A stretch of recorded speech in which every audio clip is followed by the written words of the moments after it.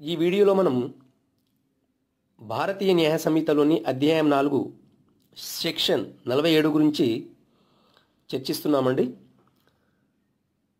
Section 47 తెలియజేసేది ఏమిటంటే, భారతదేశం వెలుపల జరుగు నేరములు భారతదేశం నుండి ప్రోత్సహించుట.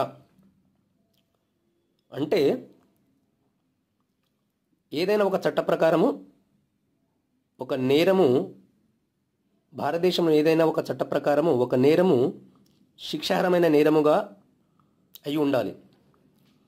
సో అలాంటి నేరము వేరే దేశంలో జరిగి ఉండాలి. అంటే భారతదేశంలో ఒకతను ఉంటూ వేరే దేశంలో మరో వ్యక్తితో ఒక నేరమును చేయిస్తే భారతదేశంలో ఉన్న వ్యక్తి నేర ప్రోత్సాహకుడుగా పరిగణింపబడతాడు. ఎగ్జాంపుల్ చూద్దామండి. పిల్లి అనే అతను భారతదేశంలో ఉన్నాడు, కుక్క అనే అతను వేరే దేశంలో ఉన్నాడు. పిల్లికి కుక్కకు పడదు. సో పిల్లి ఏమనుకుంటాడంటే కుక్కను ఎలాగైనా చంపించాలని చెప్పేసి అనుకుంటుంది. అప్పుడు వేరే దేశంలో ఉన్న కుక్కను గాడిదతోటి, అంటే కుక్క ఉన్న దేశంలోనే గాడిద కూడా ఉంటుంది, ఆ గాడిదకు